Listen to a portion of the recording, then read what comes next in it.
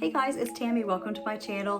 Today I am going to be sniffing some perfume samples that I recently purchased from Scentbird. They do offer the 1.5 ml samples as well as their 8 ml decants. I really like getting the sample size when I can because usually I just need a whiff or two of a fragrance to know whether it's something I'm going to be interested in, whether it's something I'm actually going to want a full bottle of. So I really appreciate that they offer the smaller sample sizes. Now I purchased 8. There were a few fails. There were a few winners, so let's just dive right in. So I'm going to start out with 54 by Jusbox, and this was in collaboration with Sebastian, the perfume guy here on YouTube.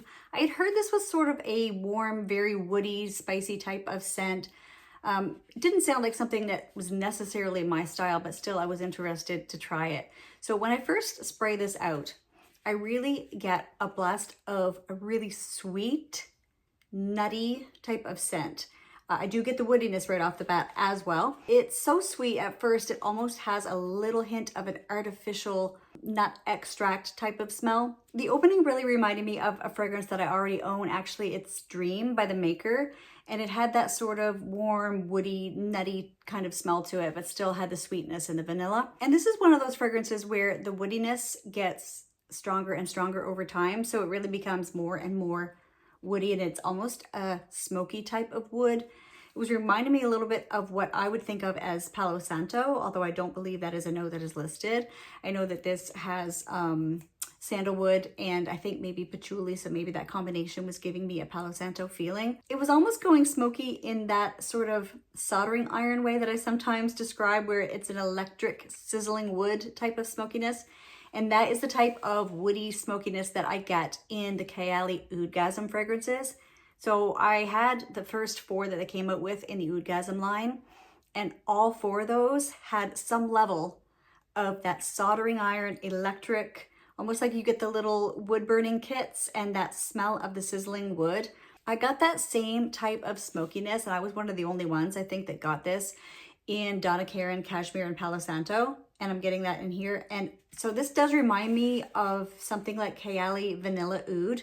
So it's vanilla and sweet, but it has that type of electric smoke woodiness. I did find it really cozy, really warm. I could see actually wearing a cashmere sweater while wearing this. It just had that really fuzzy quality to it where it was just like a sweater, a cozy sweater. Not necessarily my style of fragrance that I would choose to purchase for myself, but I did enjoy it. I thought it was quite nice.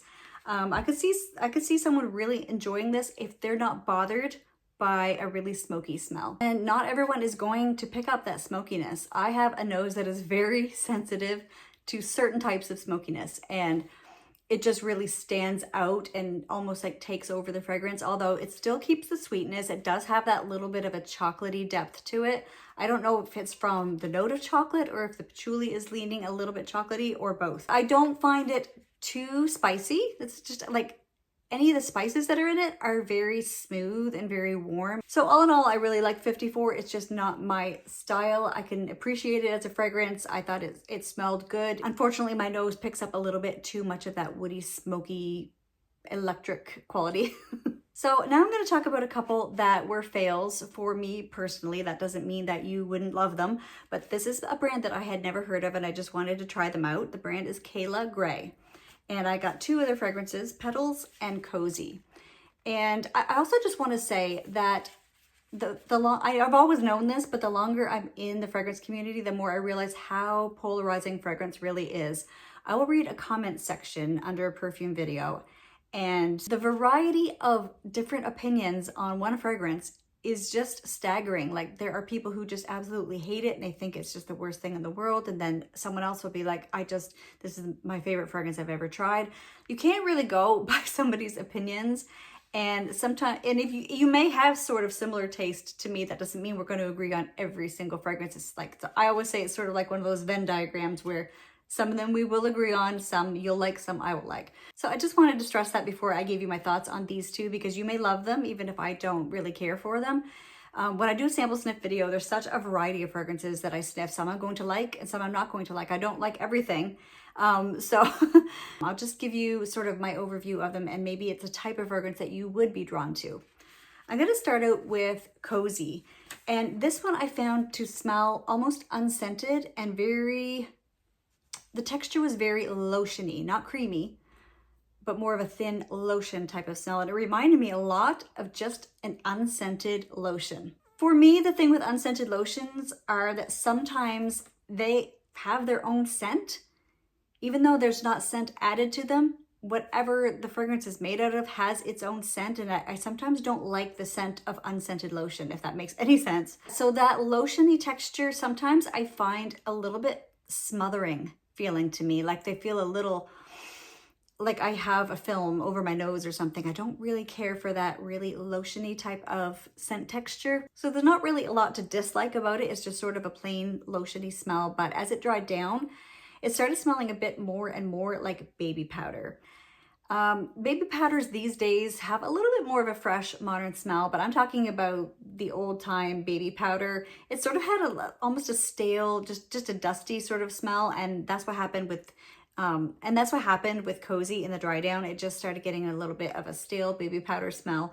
It just wasn't for me. It's not terrible. It's not offensive. It just wasn't something that I am drawn to personally.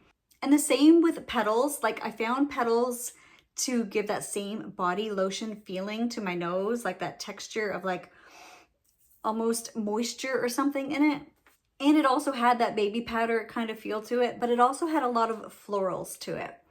I'm not sure if I was getting more of a marigold smell. And if you've ever seen marigolds, when they start sort of dying a little bit, they almost turn to powder.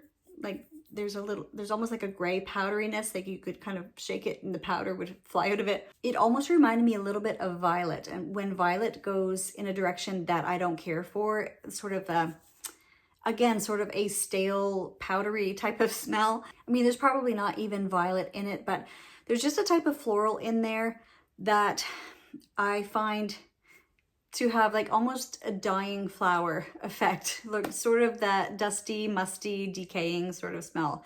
And I did have to scrub that one off. I just didn't find myself enjoying it, and it wasn't worth leaving it on my skin. I did scrub it off.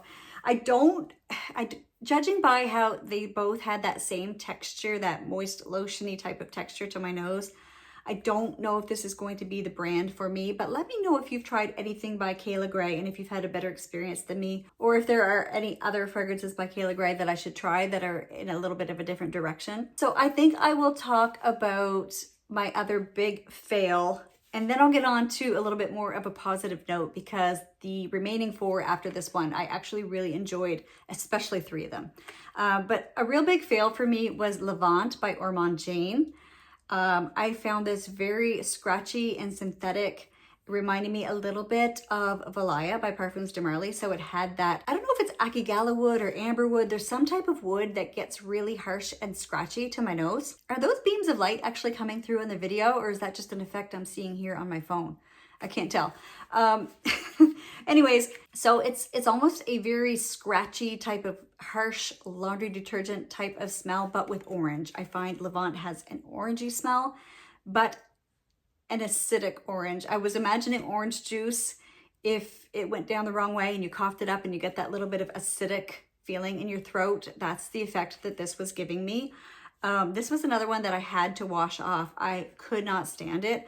And I don't want to offend anyone because I know so many people love this fragrance. I'm just telling you my experience with it. It's not a bad fragrance. I encourage anyone to still try it, especially if you like fresh woody fragrances with citrus, then still try it. Still get a sample. I mean, these little Scentbird samples are very affordable and it's worth a try still. If it sounds good to you, still give it a chance. But I just have to say that I saw on Fragrantica in the Reminds Me of section that this reminds people of Néroli Amara by Van Cleef and Arpels. Now that is one that I have wanted a sample of for the longest time. Every time I go to get a sample of it, it is out of stock. It's very popular.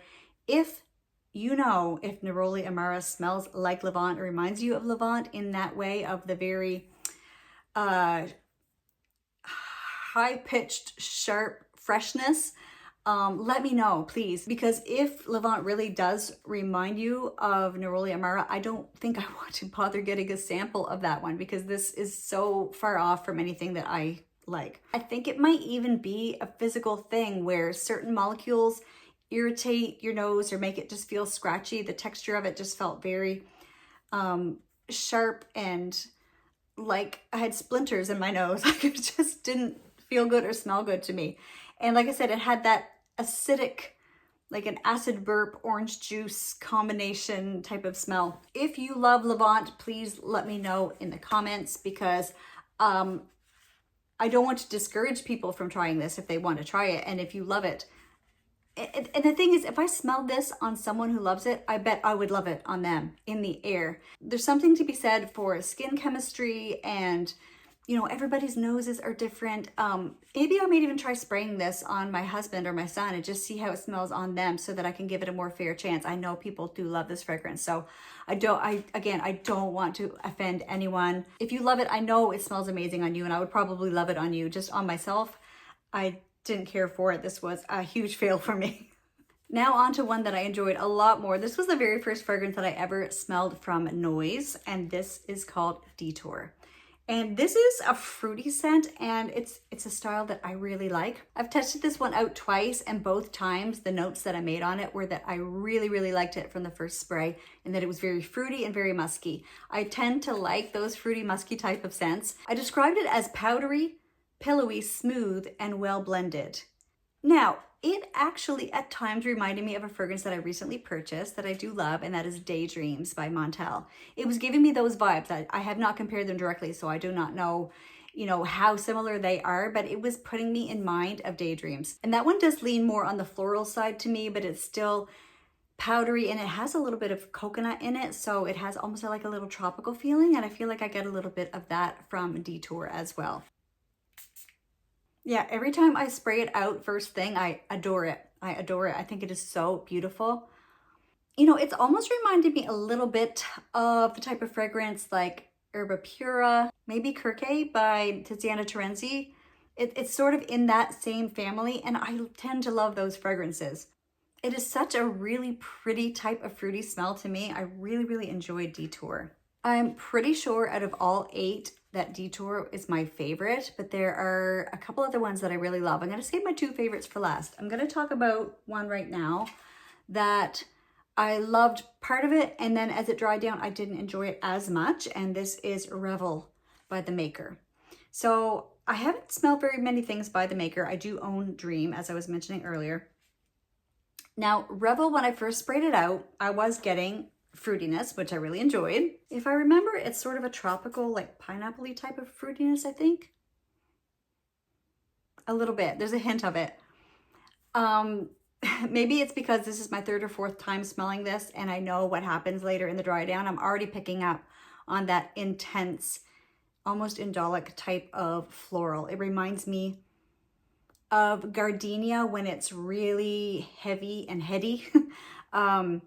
It also reminds me of lilies. I'm not sure if there's lilies in it.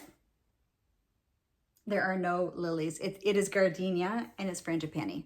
I usually tend to love frangipani, but I have heard that some people do have that trouble with it going a little bit indolic and stuff, and I've never really experienced that, but I think this is my first time experiencing that with this one. I have a rollerball of Tahitian Gardenia by Pacifica. I've actually had it for years, and that was my first experience with a really heavy, indolic, animalic type of floral. And that is the type of floral that I'm getting in here. Almost like, you know how sometimes a lily can almost have a metallic type of vibe to it, like a very, like almost a rusty, zingy type of smell to it? I get a little bit of that in here.